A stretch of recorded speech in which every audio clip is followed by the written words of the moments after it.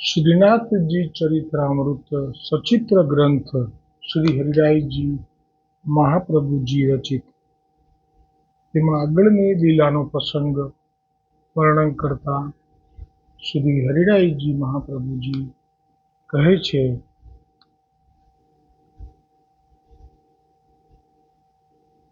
એક રાજા એક દિવસ શ્રીનાથજીના ગોવર્ધન પર્વત ઉપર જ્યારે આપ બિરાજી રહ્યા હતા તે વખતે દર્શન કરવાના મનોરથ સાથે પોતાની રાણી સાથે રથ ઉપર સવાર થઈ અને રસાલા સાથે ચાલ્યો. તેમનો રસાલો રુદ્રકુંડ પર અટક્યો. ત્યાંથી પગપાળા જવાની વ્યવસ્થા કરાવી. તે વખતે રાજા પાસે ઐશ્વર્ય હોવા છતાં, એટલે કે પોતાની રીતે પોતે ધારે એવી સગવડ માટે પોતાનો પ્રભાવ પાડી શકે એમ હતો, છતાં તેનામાં પ્રભુના દર્શન કરવા માટે દીનતાનો ભાવ હોવો એવી સમજ હતી. તેથી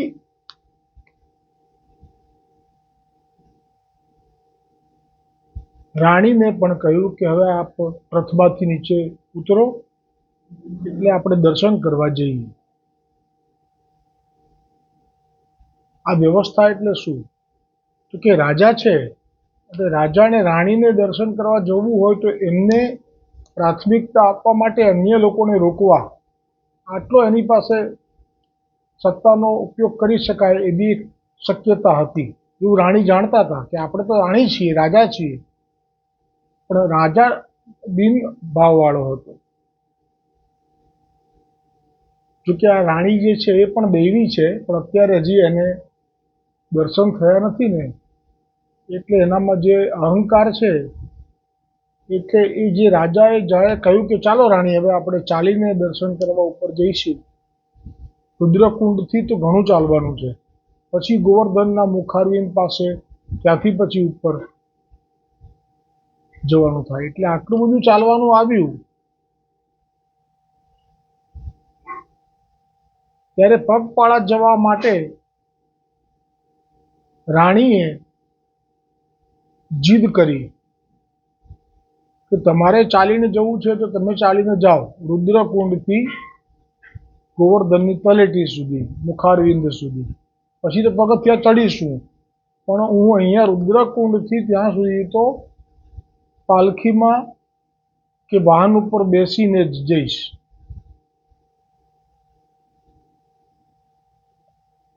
ત્યારે રાજાએ હવે રાણીને સમજાવી કે પ્રભુની સન્મુખ ક્યારેય પણ પાલખીમાં કે વાહન પર બેસીને ન જવું જોઈએ. પ્રિય, આપણે બંને સાથે જ પગે ચાલીને જવું જોઈએ. પણ રાણી તો દર્શનના ભાવ કરતા રાણીનો દરજ્જો મલાજો જાળવવા ઉપર ભાર મૂકતા બોલી કે લોકોની વચ્ચે આવા રસ્તા ઉપર હું મારા જીવનમાં ક્યારેય ચાલી જ નથી. તો છેવટે રાજાએ અત્યંત દુઃખી મને રાણીને પાલખીમાં બેસાડી રુદ્રકુંડથી રાજા પગપાળા ચાલ્યો, રાણી પાલખીમાં આવી રહી છે. હવે વળી પાછો પ્રશ્ન ક્યાં થયો? તલેટીમાં સુંદર શિલા પાસે હવે દર્શન ખુલે તેની રાહ જોતા ઊભા રહ્યા. એટલે તમને ઘણી વખત મેં ચિત્રજી મૂક્યું છે, છેક નીચે જે દ્વાર હોય ને ત્યાં એ દરવાજો ખુલે પછી જ ઉપર પગથિયા ચડી શકાય. એ દરવાજો બંધ હતો, એટલે હવે દર્શન ખુલે એની રાહ જોઈ રહ્યા છે. તો રાણીએ જોયું કે અહીંયા તો અનેક દર્શનાર્થીઓના ટોળે ટોળા આવવા લાગ્યા. તો વળી પાછી રાણીએ નવી જીદ શરૂ કરી. કે છે કે હું આ બધા સામાન્ય પ્રજાની વચ્ચે લોકો મને સ્પર્શ કરી જાય એવી રીતે હું શ્રીનાથજીના દર્શન તો નહીં કરી શકું. જો મને એકલીને જ નિજ મંદિરમાં પ્રવેશ મળે, એટલે કે પ્રભુની સન્મુખ દર્શનમાં હું એકલી જ હોઉં અંદર, બીજું કોઈ મારી જોડે દાસીઓ હોય મારી સેવામાં, પણ બીજા કોઈ આ જે બધા આયા ટોળા બળીને ઉભા છે રાહ જોવામાં, દર્શનના રાહ જોઈ રહ્યા છે, કોઈ ના હોવું જોઈએ તો હું દર્શન કરું.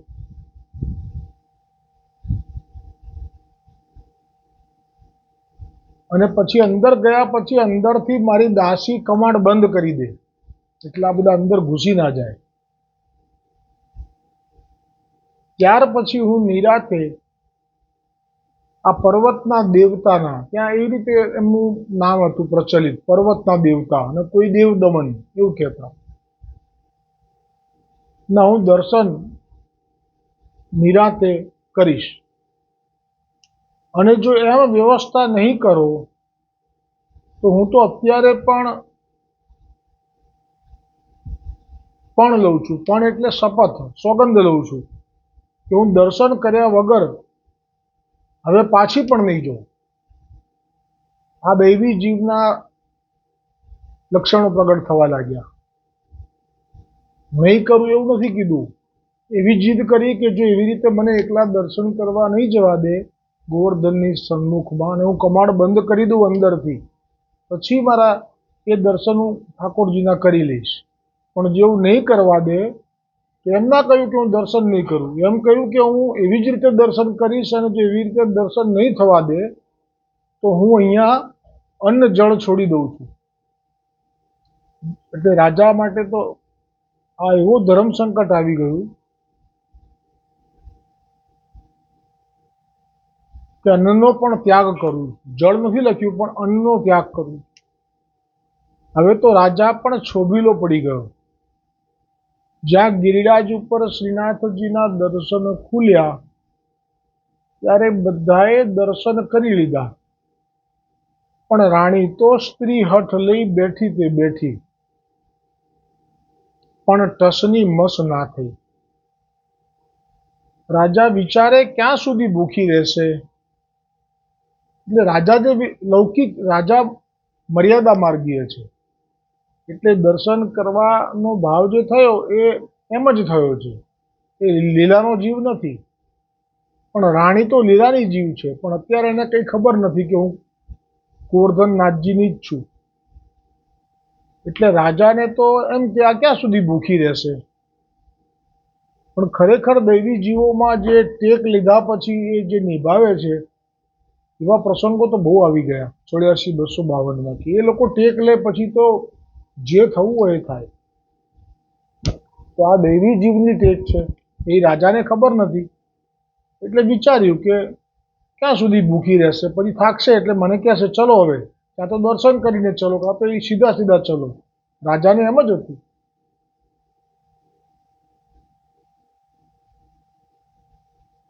પણ આ તો દૈવી જીવ છે, એટલે 2 દિવસ અને 2 રાત્રિ અન્ન વગર પસાર કરી દીધી. આ દૈવી જીવ સિવાય ન થઈ શકે. ત્યારે શ્રીનાથજીની પ્રેરણાથી, હવે શ્રીનાથજી તો જાણે છે કે રાજા આવ્યો છે દર્શન કરીને જવા માટે પાછો, એ તો મારો લીલાનો જીવ નથી, પણ એ મર્યાદા ભાવ છે એનો હું આપી દઈશ એને, ભલે દિન છે. પણ ગમે તેવા શિક્ષાપત્રમાં કહ્યું છે હરિરાયજીએ કે ઉત્તમમાં ઉત્તમ જીવ હોય, એટલે કે બધી રીતે ઉત્તમ, જેમ કે આ દીનતા છે રાજા હોવા છતાંય, પણ પુષ્ટિ માર્ગમાં દૈવી ના હોય તો એનું મહત્વ બિલકુલ નથી. આ રીતે એવી વાત હરિરાયજીએ કહી દીધી છે. એટલે મહત્વ નથી એટલે કંઈ ખરાબ છે એવું નહીં, ઉત્તમ જ છે એ પણ મર્યાદા માર્ગીય રીતે ઉત્તમ છે. અન્ય માર્ગીય રીતે પુષ્ટિ માર્ગમાં મહત્વ નહીં. જેવી રીતે મીરાબાઈ ઉત્તમ છે પણ પુષ્ટિ માર્ગમાં મહત્વ નહીં. એમનું સ્થાન ક્યાંય કરતાં ક્યાંય દૂર દૂર સુધી નહીં. ઉપરથી એમના પુરોહિત રામદાસે ત્યાં સુધી કહી દીધું કે તારું મુખ પણ નહીં જોવું, કેમ કે એ મર્યાદા માર્ગીય છે. એમને પોતાના રૈદાસ જે ગુરુ છે રામાનંદા સંપ્રદાયના, એમનાથી એમને સેવકી થયેલી છે. એટલે એમને અને લીલાની જીવ નથી, એટલે પડેલી નથી, નવી ગોપી છે. એટલે એમને વલ્લભ વિઠ્ઠલમાં ભાવ નથી. એટલે વલ્લભના કીર્તન ગાયા તો જેમ તેમ બોલી ગઈ મીરાબાઈ કે આ શું કોના ગાવ છો? આ મેં તો ઠાકોરજીના ગાવાના કીધા, આ વળી કોના ચાલુ કરી દીધા? આ છે લીલા. અને કે એ સાધારણ નથી મર્યાદા માર્ગમાં, શિરમોર છે. અત્યારે મર્યાદા માર્ગમાં જો કોઈ શિરમોર ભક્ત હોય સ્ત્રીજનમાં તો મીરાબાઈ છે. ને એ પણ ગિરધારીના છાપ છે એના પદમાં. અને એ પણ પૂર્વજન્મમાં 7 દિવસ ગોવર્ધન ધારણ કર્યો ત્યારે એક ગોપી હતી કોઈ ઘરમાં, એણે દર્શન કર્યા અને મનોરથ કર્યો કે આ મને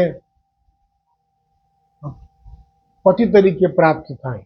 પણ એક જન્મ એવો માગ્યો કે નાચી કૂદીને ગુણગાન કરવા, એટલે એ તો મર્યાદા ભાવ થયો. એટલે જે બીજા જન્મે નાચી કૂદીને લોકલાજ છોડીને પહેલા વ્રજમાં આવી, પછી પાછી દ્વારિકા ગઈ. અને દ્વારિકાધીશે પાસે એની જે ગિરધારીના લગ્ન કરેલા મૂર્તિ સાથે એ ત્યાં રાખેલી હતી. ત્યાં જ જીવન જીવતી હતી છેલ્લું. એના સાસરીવાળા લેવા આવ્યા કે એના ગયા પછી બધા દુકાળ પડે છે, દુઃખી છે. એટલે બધા બ્રાહ્મણોને લઈને આવ્યા અને બ્રાહ્મણોએ એક વિનંતી કરી કે તમે અમારી પ્રજાનું દુઃખ મટાડવા માટે આવો, હવે અહીંયા ના રહો, તમારા મહેલમાં ચાલો. ત્યારે વિરહ થયો કે આ સંસાર છોડીને આવી છું, સંસારમાં પાછી જવું. એટલે એ વખતે પોતાની જે મૂર્તિ હતી જેની જોડે લગ્ન કરેલા એને વિનંતી કરી લીધી કે મને હવે તો તું પાછી મોકલે છે, આ તારાથી જ આવ્યા છે પ્રેરણાથી. પ્રભુ કહે છે ના ના, આવતી રહે મારી પાસે. એટલે એ ગિરધારી જે મૂર્તિ છે એની અંદર સમાઈ ગયા આખા દેહ સાથે. અસાધારણ, અકલ્પનીય હમણાં લીલા બની ગઈ. એ દેહ નથી મળ્યો. મીરાબાઈના દેહનો અગ્નિ સંસ્કાર ક્યાંથી થાય? મળ્યો જ નથી. પણ એ મર્યાદા માર્ગીય છે, એનો મહિમા પુષ્ટિ માર્ગમાં નથી. કેમ કે પુષ્ટિ માર્ગ એ અસાધારણ માર્ગ છે, તુલના પણ ના થઈ શકે. હવે આ શ્રીનાથજીએ તો જાણી લીધું કે અમારી છે,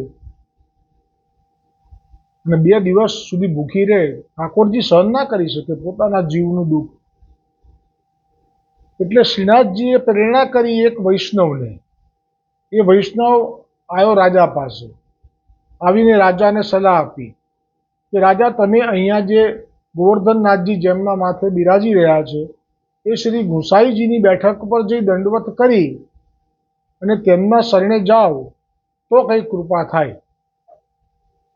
હવે રાજા શ્રી ગુસાઈજી પ્રભુને શરણે ગયો ત્યારે બધી જ વાત કરી કે શ્રી ગુસાઈજી ચરણથી સાંત્વના પામી અને રાજા પાછો આવ્યો અને ગુસાઈજી પ્રભુ પર્વત ઉપર મંદિરમાં ગોવર્ધનનાથજી બાવા સન્મુખ થઈ અને કપોલ પર હાથ ફેરવી ખૂબ વાલ કરી અને પૂછ્યું કે બાબા, આપ તો બધું જાણો છો, આ રાણી આવી છે 2 દિવસથી કોઈ ભૂખી છે, અન્ન લીધું નથી અને જીદ કરીને બેઠી છે કે હું અંદર એકલી દર્શન કરું, મારી દાસીઓ દરવાજા બંધ કરી દે પછી. હવે આપ રાણી માટે જેવી આજ્ઞા કરો એમ થાય. ત્યારે પ્રભુને તો બધી ખબર હોય કે આ મારો જીવ છે, મેં જ વૈષ્ણવને પ્રેરણા કરીને ગુસાઈજી આપની પાસે મોકલવા માટે કહ્યું હતું. એટલે પ્રભુને પણ આનંદ છે, મારો જીવ આવી રહ્યો છે એનો શરણે. અને આ રાણી પણ કેવી પાકી છે, 2 દિવસથી અન્ન પણ લીધું નહીં. તો પ્રભુએ આ રાણીને શરણે તો લેવી છે, પણ આપ પ્રભુનો જે સ્વભાવ છે ટીખળ કરવાનો, મસ્કરી કરવાનો, તોફાન કરવાનો, એ બાળ સ્વભાવ તો છે જ, સહજ છે. એટલે શ્રીનાથજી બાવાએ હસતા હસતા કહ્યું ઈશારો કરીને કે કાકાજી ભલે થવા દો, એમ જ કરો. અને આ વાત એવી છે કે ક્યારે ના થઈ શકે, કારણ કે શ્રીનાથજી બાવાને આપના ભક્તો બહુ વાલા છે. એમાં ગમે તેવો પછી રાજા હોય, રાણી હોય કે ગમે તેવો કોઈ હોય પ્રતિષ્ઠિત વ્યક્તિ, આવી આજ્ઞા ના આપે, પણ અહીંયા તો વિશિષ્ટ લીલા કરવી છે. એ લીલા આવશે એટલે આનંદ આવશે, એટલે હા પાડી દીધી. ગુસાઈજી પણ સમજી ગયા કે અમારા ગોવર્ધનનાથજી તો હવે શું કરવાના હશે. થોડો તો આપને પણ અંદાજો આવી ગયો, પણ પૂરેપૂરી ખબર તો ત્યારે પડશે. એટલે શ્રીનાથજી બાવાએ કહ્યું, ભલે એ રાણી કહે છે એવું જ કરો, કોઈને અંદર ના આવવા દેતા, એકલી જ આવશે એની દાસીઓ સાથે. જ્યાં વાતની રાણીને જાણ થઈ, તો રાણી તો જાણે સ્ત્રી હઠથી મોટી જીત થઈ ગઈ હોય એમ ગર્વથી ભરાઈ ગઈ. કારણ આજના જેવા સાવ એકલા જ પર્વતદેવના શ્રીનાથજીના દર્શન પહેલા કોઈએ કર્યા નથી, ભવિષ્યમાં કોઈ કરશે નહીં. એટલે મારી આ દર્શનની વાત તો ઇતિહાસમાં લખાશે. ખરેખર લખાય એવી જ વાત છે. આ ઇતિહાસમાં લખાશે, મારું નામ લખાશે. પછી તો દંડવતી શિલાથી પ્રભુના મંદિર સુધીનો માર્ગ ખાલી કરાવી દીધો. ગુસાઈજીની આજ્ઞા થઈ ગઈ એટલે તો પછી સવાલ નથી. અને રૂઆબથી દાસીનો હાથ પકડી રૂમ ઝૂમ કરતી રાણી ગિરિરાજ ગોવર્ધન ઉપર ચડી. સર્વ સેવકોને પણ મંદિરની બહાર મોકલી દેવામાં આવ્યા. વિચારો, મુખ્યા ભીતરિયા કોઈ નહીં.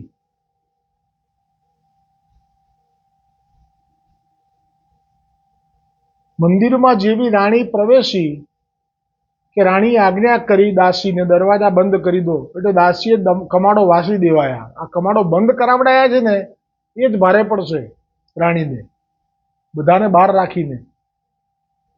પ્રભુની પ્રેરણા અને ઈચ્છાથી નીચેની ભીડ જે હતી ને, હવે પ્રભુએ સિગ્નલ કરી દીધું એ લોકોને કે નીચે ના ઉભા રહેશો, આવી જાઓ બધા ઉપર. એટલે વ્યવસ્થા કરી હતી કે કોઈ ઉપર ના જાય, એ વ્યવસ્થાને તોડી નાખી અને બધા ઉપર આવી ગયા.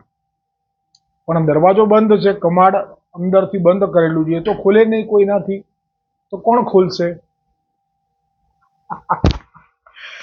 પ્રભુ પોતે ખોલશે.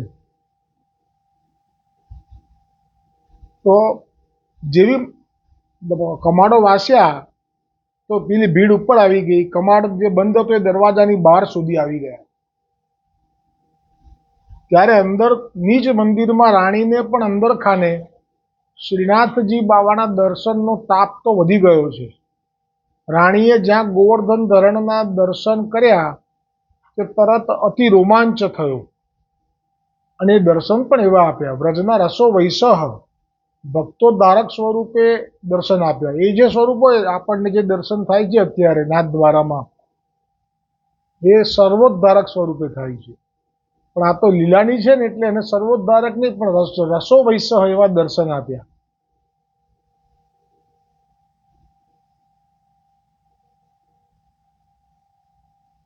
એટલે જે એના રોમ રોમમાં જાણે કે વીજળી વ્યાપી ગઈ હોય એવો અનુભવ થવા લાગ્યો, અને અદ્ભુત આનંદ રસમગ્નતાનો અનુભવ થવા લાગ્યો. સાથે સાથે અંતરમાં એક અહમ પણ હતો કે આવા દર્શન તો ના કોઈએ કર્યા છે, ના કોઈ કરશે. એકાંતના દર્શનની શાબાશી પોતાની જાતને આપી રહી હતી, અને ત્યાં 2 દિવસના ઉપવાસથી નિર્મળ બની ગઈ હતી. અને રાણીએ જે સૌંદર્ય દર્શન કર્યા ગોવર્ધનનાથજીના, એની પર વારી ગઈ. અને તે જ સ્થળ સ્વરૂપ છોડી નિત્ય ગોલોકના જે સ્વરૂપે નિત્ય બિરાજે છે તે સ્વરૂપે દર્શન આપ્યા છે. એટલે રાણીનો ભાગ્ય એવું હતું કે ભાગ્યશાળી થઈ ગઈ, ધન્ય ધન્ય થઈ ગઈ. પણ પ્રભુની લીલા જુઓ, એ દાસીઓ જે હતી સાથે એ દૈવી જીવ નહોતી, એટલે એમને દર્શન ના થયા આવા. એને તો જે ભક્તો ધારક સ્વરૂપે જે દેખાય છે એ જ દેખાયા.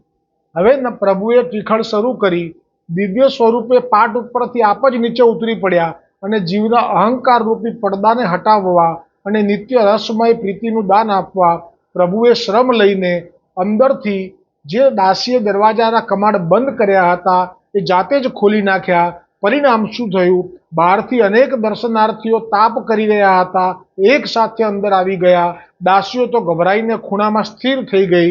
હવે ગર્વથી ભરેલી રાણી ભીડ વચ્ચે અથડાવા લાગી. શું સ્થિતિ થાય? હજારોની સંખ્યામાં બધા અંદર આવી જાય તો આ રાણી એ બધાની વચ્ચે અફળાવા લાગી. છતાં તેને અચાનક જ હવે અણગમો થવાને બદલે, એટલે કે જે રાણીનો દરજ્જો છે, મને કોઈ સ્પર્શ ના કરે, એ ભાવ ચાલ્યો ગયો. સાક્ષાત ગોવર્ધનનાથજીના દર્શન થયા એટલે હવે એક જ ભાવ થઈ ગયો કે હું તો ગિરધરને ઘેર જાવાની, એની જીવન ભરની થાવાની, અને મારી એની પ્રીત પુરાણી પલભર દૂર ના થાવાની. અને આ લોકો માટે કેવો ભાવ થયો કે મળજો સાચા સગા સંસાર મારે, એ શ્રીજી સેવીને પાવન થાય, મળજો સાચા સગા સંસાર મારે. આખો ભાવ ફરી ગયો. અણગમો થવો જોઈએ એને બદલે આનંદ થયો, કેમ કે આને પણ તાપ છે મારા પતિ માટે, મારા નાથ માટે, તો આ પણ મારા સમાન ભક્તો છે, કાં તો હું એમના સમાન ભક્ત છું. હવે શ્રીનાથજીની દિવ્ય ઝાંખી અને દ્રષ્ટિ પામી ચૂકી છે, તેથી આ દર્શનાર્થીઓ પણ જાણે પોતાના સાચા સગા લાગ્યા. હવે તો પેલા રાજાના ઘરે જવાનું આવ્યું મહેલમાં, એટલું દુઃખ અને દર્દ થવા લાગ્યું, વિરહનો તાપ વધવા લાગ્યો, સંસારનું સુખ એક ક્ષણમાં જ ખારું થઈ ગયું. હવે તો રાણી જ્યાં ત્યાં અફળાતી નીચે આવી, એટલે એના વસ્ત્રો પણ થોડા આગા પાછા પણ થઈ ચૂક્યા હતા, પણ હવે એને એવો કોઈ ભાવ ન હતો કે આ શું થયું, કેમ કે એની દશા નિરાળી થઈ ગઈ.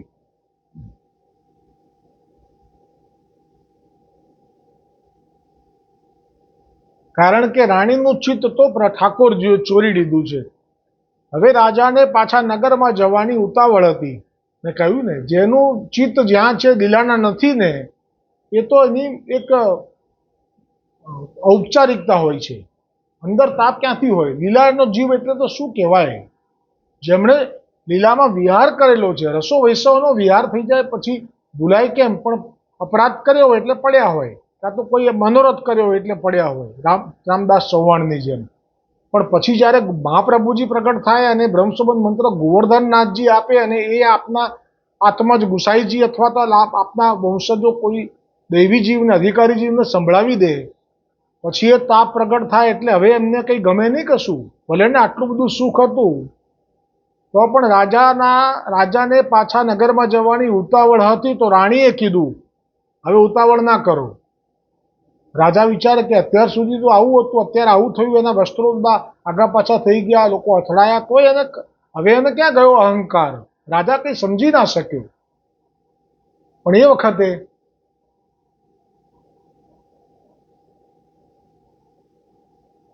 એટલું જાણ્યું કે રાણી હવે પાછા જવાની અત્યારે ના પાડે છે, એટલે ત્યાં જ મુકામ રાખ્યો. એ રાણીને વશ હતો, રાણી ગોવર્ધનનાથજીને વશ હતું. ભર્તુહરીમાં આવે છે ને આમ ગોળ ફરતું ચક્કર પ્રેમનું, એટલે રાણીને આ જીદને વશ થઈને થોડા દિવસ વધારે મુકામ રાખ્યો રાજાએ. હવે રાણી જે રોજ દર્શન કરીને પગે ચાલીને જાય છે પડદા વગર, અને ગોવર્ધનનાથજીના દર્શન મન ભરીને કરે છે, અને હવે એ જાણ્યું કે કેવી રીતે ગોવર્ધનનાથજીને પામી શકાય, તો વૈષ્ણવોએ સમજાવ્યા ગુસાઈજીથી, પ્રભુથી શરણે જવાથી. પછી એ બ્રહ્મ સંબંધ પામી અને સંપૂર્ણ જીવન પ્રભુની સેવા અને સ્મરણ કરતા સુખમાં માલતા માલતા, કયા સુખમાં? અલૌકિક સુખમાં માલતા માલતા અંત સમય આવી ગયો અને નિત્ય લીલામાં પ્રવેશ કરી લીધો. આગળની લીલાનો પ્રસંગ આવતીકાલે આવશે. બોલો શ્રી ગોવર્ધનનાથ કી જય હો, હરિરાયજી મહાપ્રભુજી કી જય હો.